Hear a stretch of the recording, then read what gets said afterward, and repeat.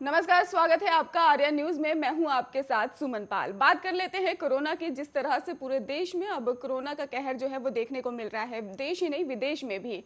और हम आपको ग्राफिक के जरिए जरूर समझाने की कोशिश करेंगे कि कोरोना की जो अपडेट है वो आप तक पहुंच सके और आप इससे सतर्क रह सकें। तो आपको बता दें कि दक्षिण अफ्रीका से शुरू हुआ कोरोना का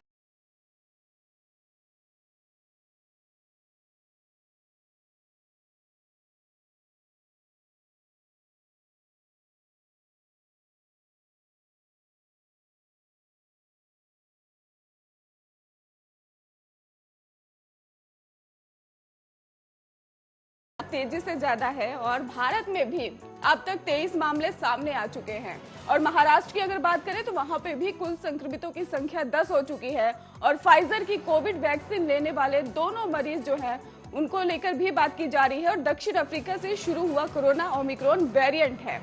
आपको बता दें कि डेल्टा से ही 10 गुना तेजी से फैलता है ओमिक्रॉन, ये भी जानकारी है।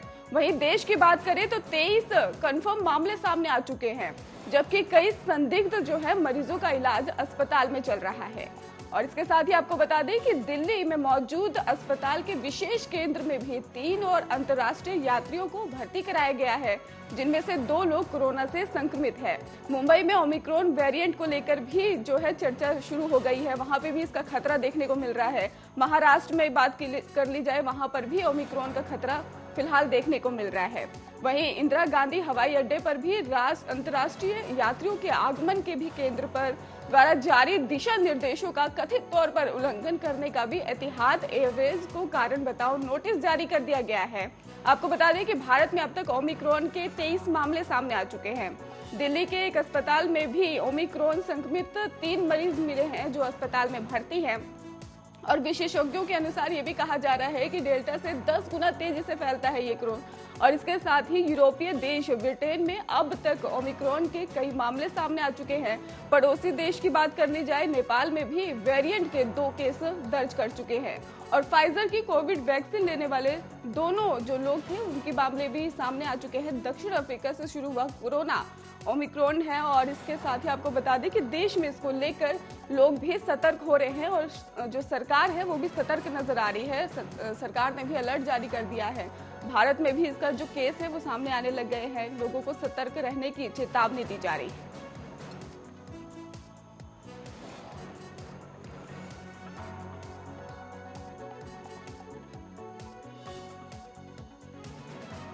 अब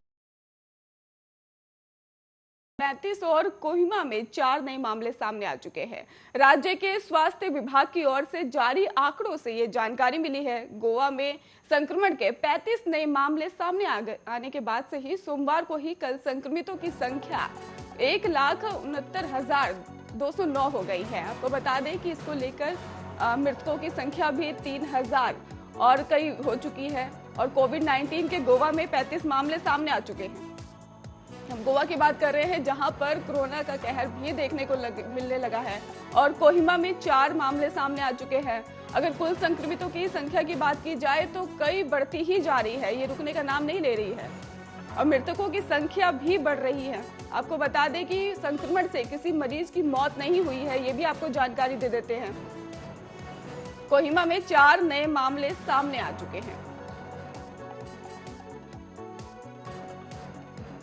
कुल संक्रमितों की संख्या की बात की जाए तो लगातार बढ़ती जा रही है और सरकार भी इसको लेकर सतर्क हो गई है। कहीं की भी बात कर लीजिए आप, चाहे मुंबई की बात कर लीजिए, महाराष्ट्र की बात कर लीजिए या गोवा की बात कर लीजिए, हर जगह अब इसके ओमिक्रॉन के केस सामने आने लग गए हैं।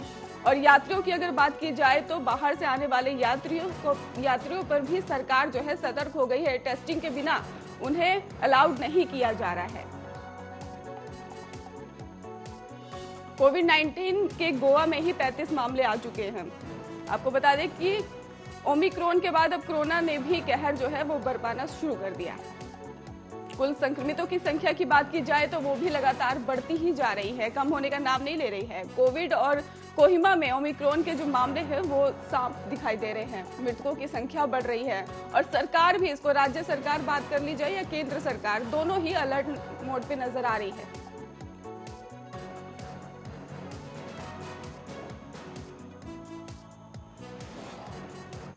चलिए अब बात कर लेते हैं तमिलनाडु की। तमिलनाडु में पिछले 24 घंटों में कोरोना के 719 नए मामले तमिलनाडु में पिछले 24 घंटों में सामने आ चुके हैं। आपको बता दें कि कोरोना के 719 नए मामले दर्ज किए गए हैं और बीते 24 घंटे में ही ये मामले सामने आए हैं। कोरोना से ही 10 लोगों की मौत भी दर्ज की गई है। तमिलनाडु में पिछले 24 घंटे में कोरोना के 719 नए मामले सामने आ चुके हैं। हम जानकारी आपको दे रहे हैं ताकि आप भी अलर्ट मोड पर हो जाएं। और बीते 24 घंटों की बात की जाए तो लगातार जो कोरोना के केस हैं वो लगातार बढ़ते ही जा रहे हैं। इस अवधि के दौरान ही कई रिकवरी भी हो चुकी है, लेकिन 10 लोगों की मौत भी दर्ज की गई है। आपको बता दें कि 24 घंटे का आंकड़ा हम बता रहे हैं तमिलनाडु से, जहां पर भी कोरोना के जो कहर है वो देखने को मिल रहा है। पिछले साल की बात की जाए तो वहां पर भी कई लोगों की मौत हुई थी। तमिलनाडु में भी कोरोना ने अपना कहर बरपाया था, जिसके बाद अब फिर से वहां पर कोरोना के केस नजर आने लग गए हैं। कोरोना से अभी तक अगर आंकड़ों की बात की जाए तो 10 लोगों की मौत फिलहाल दर्ज कर चुके हैं अस्पताल में, और अस्पताल में इसको लेकर अभी से हड़कंप जारी हो गया है। और जो सरकार है वो भी सतर्क नजर आ रही है। बीते 24 घंटे की बात की जाए तो वहां पर भी जो तमिलनाडु में है कोरोना के केस सामने आने लगे हैं। 10 लोगों की मौत फिलहाल हो चुकी है। तमिलनाडु में पिछले 24 घंटे में बात कर ली जाए तो 719 लोग नए मामले सामने आए थे और 10 लोगों की मौत हो गई।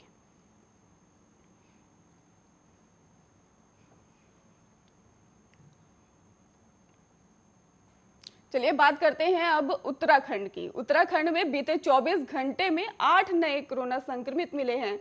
वहीं किसी मरीज की मौत नहीं हुई है। आपको बता दें कि उत्तराखंड में 8 संक्रमित मिल चुके हैं, लेकिन किसी भी मरीज की मौत नहीं बताई जा रही है। साथ ही मरीज ठीक होने के बाद घर भी भेजा गया है। सक्रिय मरीजों की संख्या की बात की जाए तो 100 आपको बता दें कि 74 हो गई है। और इसको लेकर भी स्वास्थ्य विभाग की ओर से बुलेटिन जो जारी किया गया है उसके अनुसार भी कहा जा रहा है कि 8 जिलों बागेश्वर, चमोली, चंपावत, पिथौरागढ़, रुद्रप्रयाग, टिहरी, उत्तरकाशी और उधम सिंह नगर में एक भी संक्रमित मरीज नहीं मिला है। वहीं अल्मोड़ा और हरिद्वार और पौड़ी में 1-1 और देहरादून में 2 और नैनीताल में 3 संक्रमित मिले हैं।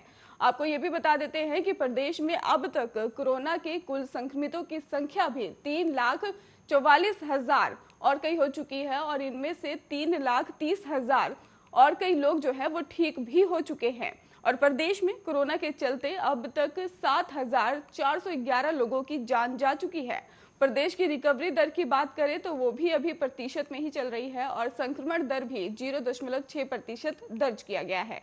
कोरोना के नए वेरिएंट को देखते हुए जिला प्रशासन की ओर से सोमवार को ही 3 दिवसीय मेगा टीकाकरण अभियान शुरू किया जाएगा, और इसको लेकर भी अभियान को सफल बनाने के लिए जनपद भर में ही 200 से भी अधिक सेंटर बनाए गए हैं। सरकार और जिला प्रशासन कोरोना संक्रमण के नए वेरिएंट को लेकर काफी सतर्क नजर आ रहा है।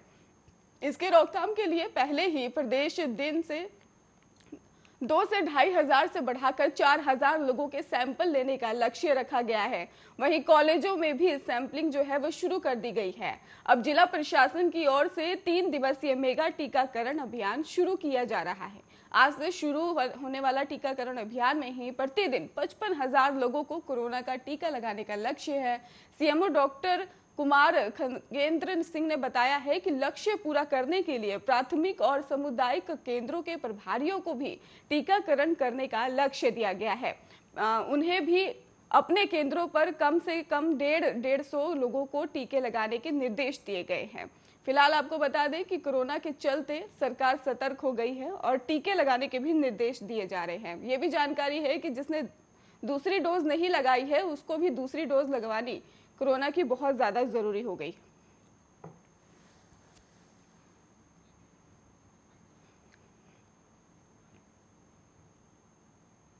WHO ने सोमवार को कहा कि कोरोना वायरस महामारी के चलते कई देशों में स्वास्थ्य सेवाएं बाधित होने के कारण वैश्विक स्तर पर ही मलेरिया के खतरे से निपटने के प्रयास प्रभावित हुए हैं, और जिससे पिछले साल मलेरिया ने ही दुनिया भर में हजारों और लोगों की जान ले ली। और संयुक्त राष्ट्र की स्वास्थ्य एजेंसियों ने भी अपनी विश्व मलेरिया रिपोर्ट के नए संक्रमण में 2020 में ही इस बीमारी के कुल 24 करोड़ 10 लाख मामलों की जानकारी दी है, जो कि एक साल पहले की तुलना में 1 करोड़ 40 लाख से ज्यादा है। जबकि इसी दौरान ही 6,27,000 मौतें हुई थी और एक साल पहले ही इसकी तुलना में 69 लाख से ज्यादा है। आपको बता दें कि WHO की चेतावनी दी गई है कि मलेरिया का खतरा बढ़ा है और WHO की चेतावनी मलेरिया का खतरा बढ़ा है, ऐसी जानकारी सामने।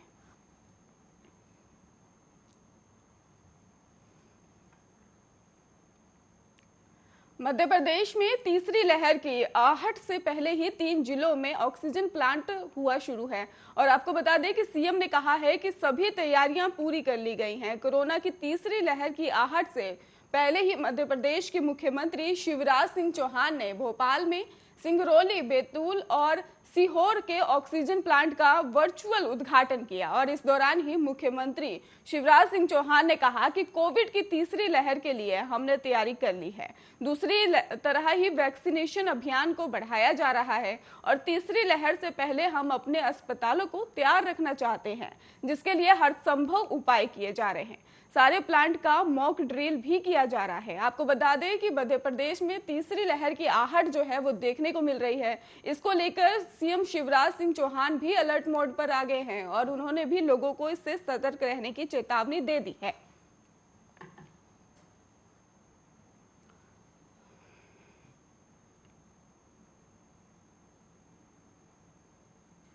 ओमिक्रॉन की दहशत के बीच ही दिल्ली एयरपोर्ट पर भारी भीड़ देखने को मिल रही है। वहीं इस बीच अब विमानन मंत्री ने एक अहम बैठक भी बुलाई है। दरअसल ओमिक्रॉन की दहशत के बीच ही दिल्ली एयरपोर्ट पर भारी भीड़ की तस्वीर सामने के आने के बाद से ही केंद्रीय विमानन मंत्री ने भी आनन फानन में ही बैठक बुलाई है और एयरपोर्ट प्रशासन को व्यवस्था सही करने के निर्देश दिए हैं और ओमिक्रॉन संबंधित दिशा निर्देश लागू करने के लिए कहा है। दरअसल 1 दिसंबर से ही दिल्ली एयरपोर्ट पर भारी भीड़ की तस्वीरें सामने आ रही हैं। आपको बता दें कि जिस तरह से कोरोना का खतरा बढ़ रहा है, वहीं दूसरी ओर सरकार भी अलर्ट पर है और इसी को लेकर 1 दिसंबर से ही दिल्ली एयरपोर्ट पर भारी भीड़ देखने को मिल रही थी, जिसको लेकर सरकार भी अलर्ट हो गई है, जिससे कोरोना टेस्टिंग के लिए खड़े लोगों की भीड़ दिखाई दे रही थी और सोशल मीडिया और मीडिया रिपोर्ट्स में ही दिल्ली एयरपोर्ट पर भारी भीड़ में जुटी खबर भी सामने आने के बाद केंद्रीय मंत्री ज्योतिरादित्य सिंधिया ने भारतीय विमानपत्तन प्राधिकरण, आवर्जन ब्यूरो और जीएमआर समूह के नेतृत्व वाली दिल्ली इंटरनेशनल एयरपोर्ट लिमिटेड के अधिकारियों के साथ बैठक की है। बैठक में दिल्ली इंटरनेशनल एयरपोर्ट लिमिटेड को भीड़ नहीं बढ़ने के लिए भी बेहतर उपाय करने के लिए कहा गया है। आपको बता दें कि ओमिक्रॉन संबंधित दिशा निर्देश लागू करने के लिए कहा गया है विमानन मंत्री ने और ओमिक्रॉन की दहशत के बीच ही दिल्ली एयरपोर्ट पर भारी भीड़ देखने को मिल रही है, जिसके बाद अब मंत्री जो हैं वो अहम बैठक बुलाई उन्होंने और इस बैठक में बैठक की गई और ये भी कहा गया कि ओमिक्रॉन संबंधित दिशा निर्देश भी लागू करने के लिए कहा गया है। मंत्री द्वारा कहा गया है कि ओमिक्रॉन के सतर्क रहने के लिए दिशा निर्देश भी जारी किए जाए।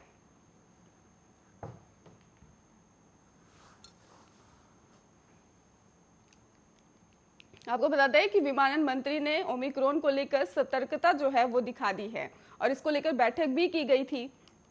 लोगों को भी सतर्क किया जा रहा है। दिल्ली इंटरनेशनल एयरपोर्ट लिमिटेड को भारी भीड़ से देखा जा रहा था।